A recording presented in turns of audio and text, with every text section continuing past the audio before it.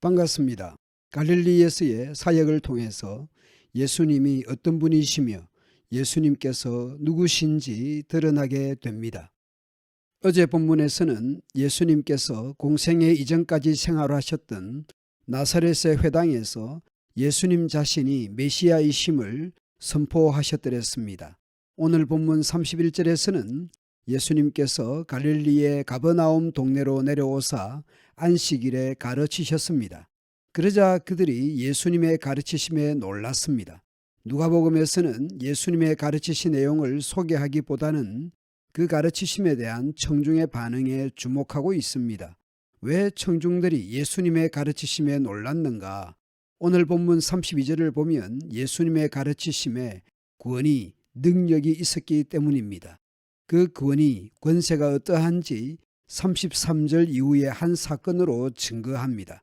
마침 그 회당에 더러운 귀신 들린 사람이 있었습니다. 그가 크게 소리질러 이르되 나사렛 예수여, 우리가 당신과 무슨 상관이 있나이까? 우리를 멸하러 왔나이까? 나는 당신이 누구인 줄 아노니 하나님의 거룩한 자니이다. 권세로 다스리시는 예수님은 권세로 다스리시는 통치자이십니다. 예수님의 권세 앞에 귀신들은 쫓겨날 수밖에 없습니다. 예수께서 꾸짖어 이르시되 잠잠하고 그 사람에게서 나오라 하시니 귀신이 그 사람을 무리 중에 넘어뜨리고 나오되 그 사람은 상하지 아니한지라. 다 놀라 서로 말하여 이르되 이 어떠한 말씀인고 권위와 능력으로 더러운 귀신을 명하며 나가는도다 하더라. 가르치심에 놀라고 행하심에 놀랍니다. 예수님의 권세와 능력 앞에 청중들은 놀라워합니다. 이에 예수의 소문이 그 근처 사방에 퍼지니라. 예수님이 어떤 분인지 드러나고 있습니다. 38절 이후에는 예수님께서 각종 질병들을 치료하십니다. 회당에서 나오셔서 시몬 베드로의 집으로 들어가십니다. 회당이 아닌 개인 가정집에서는 또 무슨 일이 있을지 기대를 갖게 합니다. 어쩌면 시몬의 장모가 병든 것을 아시고 가셨을까요? 그 집에는 시몬의 장모가 중한 열병을 앓고 있었습니다. 사람들이 그녀를 치료해 주시기를 예수님께 간구합니다. 예수님께서 가까이 서서 열병을 꾸짖으시니 병이 떠나고 여자가 곧 일어나 그들에게 수종드니라. 병들어 누워있던 사람이 곧 즉시 일어나 병이 나아서 다른 사람을 대접할 정도로 완전히 나았다는 것입니다. 회당에서는 귀신을 꾸짖었고 가정집에서는 열병을 꾸짖었습니다. 예수님의 말씀이 권세가 있음을 또 증거합니다. 그러자 해질 무렵에 앞서 안식일에는 율법적으로 이동 거리에 제한이 있었죠. 해질 무렵은 그 다음 날이 된 셈입니다. 왜냐하면 하루의 계산법이 해가 지면 다음 날이 되기 때문입니다. 그래서 사람들이 온갖 병자들을 데리고 예수님 앞으로 나아옵니다. 문전성시를 이룬 셈입니다. 그리고 예수님께서 일일이 그 위에 손을 얹어서 고치시니 한 명 한 명 병든 자, 귀신 들린 자 한 명 한 명 손을 얹어 고치십니다. 그 모습 속에서 예수님께서 병들고 귀신 들린 사람들 한 사람 한 사람을 귀하게 보시고 배려하시는 것을 엿보게 합니다. 예수님께서 고치시는 사람들 중에는 귀신 들린 사람들도 있었습니다. 귀신들이 나가며 소리질러 이르되 당신은 하나님의 아들이니이다. 귀신같이 예수님이 어떤 분인지 아는 것입니다.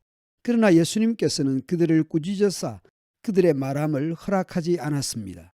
왜냐하면 그들이 예수님 자신을 그리스도인 줄 알기 때문이었습니다. 죽기와 온갖 병자들을 치료하시면서 예수님은 하나님의 아들이요 그리스도라는 것이 증거되고 있습니다.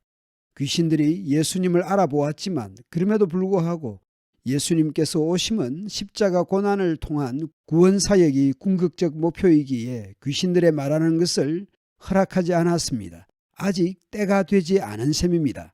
날이 밝음에 예수님께서 나오사 한적한 곳에 가시니 무리가 예수님을 찾아옵니다.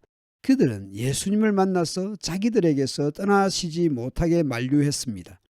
자신들의 동네에서 떠나지 말고 자신들의 문제를 해결해 줄 수 있는 해결사 역할 계속해 주기를 부탁하고 있는 셈입니다.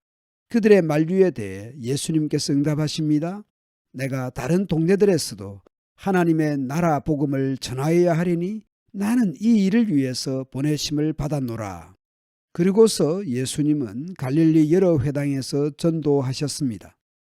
예수님께서는 공생의 사역을 통해서 곧 죽기, 각종 병고침을 통해서 예수님이 어떤 분인지 분명하게 드러내시고 있습니다.